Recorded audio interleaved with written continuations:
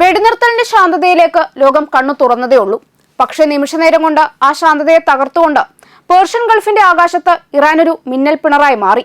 യുദ്ധം അവസാനിച്ചുവെന്ന് കരുതിയവർക്ക് മുമ്പിലേക്ക് അമേരിക്കയുടെ 5000 കോടിയിലധികം വില വരുന്ന അഹങ്കാരം, ആകാശത്തെ നിഗൂഢ വേട്ടക്കാരൻ എന്നറിയപ്പെടുന്ന MQ-4C ട്രൈറ്റൻ ഡ്രോൺ കത്തിയമർന്ന വാർത്തയാണ് പിന്നീട് ലോകം കേട്ടത്.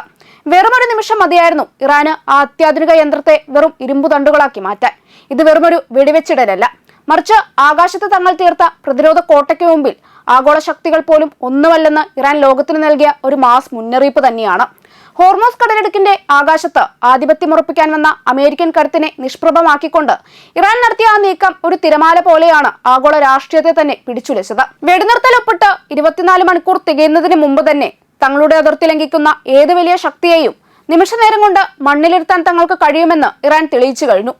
ആധുനിക യുദ്ധതന്ത്രങ്ങളെയും റഡാർ സംവിധാനങ്ങളെയും നോക്കുകുത്തിയാക്കിക്കൊണ്ട് ഇറാൻ നടത്തിയ ഈ തിരിച്ചടി പേർഷ്യൻ ഗൾഫിലെ യഥാർത്ഥ രാജാവ് ആരാണെന്ന് ഒരിക്കൽ കൂടി അടിവരയിടുകയാണ്. ഇനി ചർച്ചകൾ ആയുധങ്ങളുടെ എണ്ണത്തെക്കുറിച്ചല്ല, മറിച്ച് നിമിഷനേരം കൊണ്ട് ശത്രുവിന്റെ ചിറകരിയുന്ന ഇറാന്റെ ഈ അജേയമായ പോരാട്ട വീര്യത്തെക്കുറിച്ചാണ്. MQ-4C ട്രൈറ്റൻ സാധാരണ ആളില്ലാ വിമാനമല്ല. സമുദ്ര നിരീക്ഷണം, ദീർഘദൂര രഹസ്യാന്വേഷണം, തത്സമയ ഡാറ്റ ശേഖരണം, കപ്പൽ ഗതാഗത നിരീക്ഷണം, സൈനിക നീക്കങ്ങൾ പിന്തുടരൽ എന്നിവക്കായി രൂപകൽപ്പന ചെയ്ത അമേരിക്കയുടെ അത്യാധുനിക ഹൈ ആൾട്ടിറ്റ്യൂഡ് പ്ലാറ്റ്ഫോമാണ് ഇത്. 2026 ഏപ്രിൽ 9 രാവിലെ ട്രൈറ്റൻ പതിവ് ദൗത്യത്തിന്റെ ഭാഗമായി പേർഷ്യൻ ഗൾഫിലും ഹോർമൂസ് കടലിടുക്കിലും പാട്രോളിംഗ് നടത്തുകയായിരുന്നു എന്നാണ് ലഭ്യമായ വിവരങ്ങൾ സൂചിപ്പിക്കുന്നത്.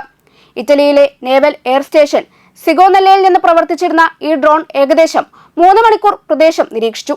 ഇറാനിയൻ നാവിക പ്രവർത്തനങ്ങൾ, വ്യാപാര കപ്പൽ ഗതാഗതം, തീരദേശ ചലനങ്ങൾ എന്നിവയെക്കുറിച്ചുള്ള വിവരശേഖരണമാണ് പ്രധാന ലക്ഷ്യമെന്ന് കരുതപ്പെടുന്നു. എന്നാൽ മടങ്ങിവരവിനിടെ അതിന്റെ പറക്കൽ പാതയിൽ അസാധാരണമായ മാറ്റം സംഭവിച്ചു. ട്രാക്കിംഗ് ഡാറ്റ പ്രകാരം ഡ്രോൺ വടക്ക് കിഴക്കോട്ട് തിരിഞ്ഞു. ഇറാനിയൻ വ്യോമപരിധിയിലേക്ക് അപകടകരമായി അടുത്തു. നിമിഷങ്ങൾക്കുള്ളിൽ 7700 എന്ന അടിയന്തര കോഡ് കൈമാറി. സാധാരണയായി വിമാനത്തിനുള്ളിലെ ഗുരുതര പ്രശ്നം സൂചിപ്പിക്കാൻ ഉപയോഗിക്കുന്ന ഒരു സിഗ്നലാണിത്.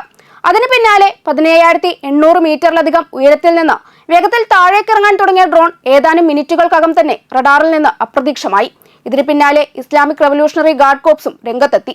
ഇറാനിയൻ വ്യോമാതിർത്തി ലംഘിച്ച നുഴഞ്ഞുകയറ്റക്കാരനെ കണ്ടെത്തി മുന്നറിയിപ്പ് നൽകിയ ശേഷം ആക്രമിച്ച് നിർവീര്യമാക്കിയെന്നാണ് അവർ പ്രഖ്യാപിച്ചത്. വെടിനിർത്തൽ നിലവിൽ ഉണ്ടായിരുന്നിട്ടും ശത്രുപരമായ നിരീക്ഷണ പ്രവർത്തനങ്ങൾ തുടരുന്നതിനാൽ ദേശീയ പരമാധികാരം സംരക്ഷിക്കാനുള്ള അനിവാര്യ നടപടി മാത്രമാണിതെന്നും അവർ പറഞ്ഞു. അമേരിക്കയുടെ ആദ്യ പ്രതികരണം ശ്രദ്ധേയമായിരുന്നു. ഉടൻ മറുപടി നൽകുന്നതിന് പകരം അവർ മൗനം പാലിച്ചു. പിന്നീട് ക്ലാസ് എ അപകടമെന്ന ഔദ്യോഗിക പദപ്രയോഗം ഉപയോഗിച്ച് വലിയ നഷ്ടം സംഭവിച്ചതായി സമ്മതിച്ചു.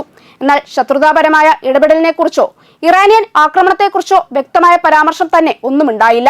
സൈനിക ഭാഷയിൽ ക്ലാസ് എ എന്നത് വലിയ സാമ്പത്തിക നഷ്ടമോ പൂർണ്ണമായ ആസ്തിനാശമോ സൂചിപ്പിക്കുന്ന ഗൗരവകരമായ വിഭാഗമാണ്. ഈ ഡ്രോണിന്റെ വിലയും ശേഷിയും നോക്കുമ്പോൾ സംഭവത്തിന്റെ പ്രാധാന്യം കൂടുതൽ വ്യക്തമാകും. MQ-4C ട്രൈറ്റൻ യൂണിറ്റിന് ഏകദേശം $618 മില്യൺ വില വരുമെന്നാണ് കണക്കാക്കുന്നത്. 4 F-35 യുദ്ധവിമാനങ്ങളുടെ വിലയോട് താരതമ്യം ചെയ്യപ്പെടുന്നത്ര വലിയ നിക്ഷേപമാണിത്. അമേരിക്കൻ നേവിയുടെ മൊത്തം ട്രൈറ്റൻ ശേഖരത്തിൽ വളരെ പരിമിതമായ എണ്ണം മാത്രമേ ഉള്ളൂ. അതിനാൽ ഒരു യൂണിറ്റ് നഷ്ടപ്പെടുന്നത് വെറും സാമ്പത്തിക നഷ്ടം മാത്രമല്ല, നിരീക്ഷണശേഷിയിലെ യഥാർത്ഥ കുറവ് കൂടിയാണ്. ട്രൈറ്റൻ ഒരു ചിറകുള്ള ഉപഗ്രഹമെന്ന രീതിയിൽ വിശേഷിപ്പിക്കപ്പെടാറുണ്ട്. ദീർഘനേരം ഉയർന്നുയരത്തിൽ പറക്കാൻ കഴിയുന്നത് സമുദ്രപ്രദേശങ്ങളിലെ വൻ വിസ്തീർണം നിരീക്ഷിക്കാൻ കഴിവുള്ളതാണ്. Multi function radar, synthetic aperture radar, electro optical ക്യാമറകൾ, ഇൻഫ്രാറെഡ് സംവിധാനങ്ങൾ, സിഗ്നൽ ഇന്റലിജൻസ് ഉപകരണങ്ങൾ എന്നിവയാൽ സജ്ജമായി ഇത് 100 കണക്കിന് കിലോമീറ്റർ അകലെയുള്ള ചലനങ്ങൾ വരെ നിരീക്ഷിക്കാനാകും. അമേരിക്കൻ നാവികസേനയ്ക്കും മറ്റു പ്ലാറ്റ്ഫോമുകൾക്കും തത്സമയ വിവരങ്ങൾ കൈമാറുന്നതിൽ ഇതിന്റെ പങ്ക് വളരെ നിർണായകമാണ്. ഇത്തരമൊരു പ്ലാറ്റ്ഫോം ഇറാൻ എങ്ങനെ തകർത്തു എന്നതാണ് ഇപ്പോൾ പ്രധാന ചർച്ച. ഔദ്യോഗികമായി ഏത് സംവിധാനം ഉപയോഗിച്ചതെന്ന് വ്യക്തമല്ലെങ്കിലും ഇറാന്റെ ബഹുതല വ്യോമ പ്രതിരോധ ശൃംഖലയാണ് വീണ്ടും ശ്രദ്ധ നേടുന്നത്. സ്വദേശീയമായി വികസിപ്പിച്ച 3 ഗോർദോത്ത്, ബാവർ 373, റഷ്യൻ S-300 സംവിധാനങ്ങൾ കൂടാതെ ഇലക്ട്രോണിക് വാർഫെയർ ശേഷികൾ എന്നിവയുടെ സംയോജിത ഉപയോഗം സാധ്യതയായി വിലയിരുത്തപ്പെടുന്നു. 2019 American RQ-4A global hawk drone Iran വെടിവെച്ചിട്ട സംഭവത്തിന്റെ ഓർമ്മയും ഇതോടെ വീണ്ടും ഉയർന്നു. ഇത് സാങ്കേതിക വിജയം മാത്രമല്ല, മനഃശാസ്ത്ര വിജയം കൂടിയാണ്. ലോകത്തിലെ ഏറ്റവും നൂതന നിരീക്ഷണ സംവിധാനങ്ങളിലൊന്ന് തകർന്നു എന്ന സന്ദേശം എതിരാളികൾക്കുള്ള കടുത്ത മുന്നറിയിപ്പാണ്. ഉയരം, ദൂരം, സാങ്കേതിക മികവ് എന്നിവ കൊണ്ട് മാത്രം സുരക്ഷ ഉറപ്പാക്കാനാകില്ലെന്ന് ഇത് സൂചിപ്പിക്കുന്നു. അതേസമയം ആഭ്യന്തരമായി ഇത് ദേശീയ ആത്മവിശ്വാസം വർദ്ധിപ്പിക്കുന്ന സംഭവമായി ഇറാൻ അവതരിപ്പിച്ചു. ഉപരോധങ്ങൾക്കിടയിലും വികസിപ്പിച്ച സ്വദേശ പ്രതിരോധ സാങ്കേതിക വിദ്യ ഫലം കണ്ടുവെന്നതാണ് അവരുടെ പ്രധാന ആഖ്യാനം.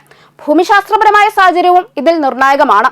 സംഭവം നടന്നത് ബുഷേർ പ്രവേശിക്കടുത്താണ്. ഇറാന്റെ ആദ്യ ആണവ നിലയം ഉൾപ്പെടെ ഊർജ്ജ സൈനിക അടിസ്ഥാന സൗകര്യങ്ങളുള്ള അതീവ സെൻസിറ്റീവ് മേഖലയാണിത്. അതിനാൽ അവിടെയുള്ള ഏത് നിരീക്ഷണ പ്രവർത്തനവും ഇറാൻ സാധാരണ സുരക്ഷാ വിഷയമായി കാണാറില്ല. അത് നേരിട്ടുള്ള തന്ത്രപരമായ വെല്ലുവിളിയാണ് അവർ കാണുക. ഈ സംഭവത്തിന്റെ ഏറ്റവും വലിയ പ്രത്യാഘാതം അമേരിക്കൻ സൈനിക ആസൂത്രണത്തിലാണ്. തുടർച്ചയായ നിരീക്ഷണ ദൗത്യങ്ങൾ തുടരുന്നതിന്റെ ചെലവ് ലാഭ കണക്ക് ഇനി പുനർപരിശോധിക്കേണ്ടി വരും. ഒരു ഡ്രോൺ നഷ്ടപ്പെടുന്നത് സാമ്പത്തിക നഷ്ടം മാത്രമല്ല, ഭാവിയിലെ പ്രവർത്തനങ്ങളിൽ കൂടുതൽ ജാഗ്രതയും ചില മേഖലകളിൽ നിരീക്ഷണ ഇടവേളകളും സൃഷ്ടിക്കാം. ഇറാനെ സംബന്ധിച്ചിടത്തോളം ഇത് പലതട്ടിലുള്ള നേട്ടമാണ്. ആഭ്യന്തരമായി ദേശീയ മനോവീര്യം ഉയർത്തുന്നു. മേഖലാപരമായി പേർഷ്യൻ ഗൾഫിൽ ഇപ്പോഴും തങ്ങൾ പ്രധാന സൈനിക ശക്തിയാണെന്ന സന്ദേശം നൽകുന്നു. അന്താരാഷ്ട്ര തലത്തിൽ അമേരിക്കൻ സൈനിക അജയ്യതയുടെ ധാരണയെ ചോദ്യം ചെയ്യുന്നു. ചുരുക്കി പറഞ്ഞാൽ പേർഷ്യൻ ഗൾഫിൽ താഴെ വീണത് ഒരു ഡ്രോൺ മാത്രമല്ല. ആകാശത്ത് ആരാണ് നിയന്ത്രിക്കുന്നത്? സാങ്കേതിക ശക്തി എത്രത്തോളം പര്യാപ്തമാണ്? വെടിനിർത്തൽ യഥാർത്ഥത്തിൽ സമാധാനമാണോ അതോ അടുത്ത ഏറ്റുമുട്ടലിന്റെ ഇടവേളയാണോ എന്ന ചോദ്യമാണ് വീണ്ടും ഉയർത്തുന്നത്. ബുഷേറിന്റെ തീരത്ത് നടന്ന ഈ സംഭവം ഭാവിയിലെ മധ്യപൂർവേഷ്യൻ രാഷ്ട്രീയത്തെയും സൈനിക സമവാക്യങ്ങളെയും സ്വാധീനിക്കുന്ന നിർണായക മുന്നറിയിപ്പായി ചരിത്രത്തിൽ തീർച്ചയായും രേഖപ്പെടുത്താം.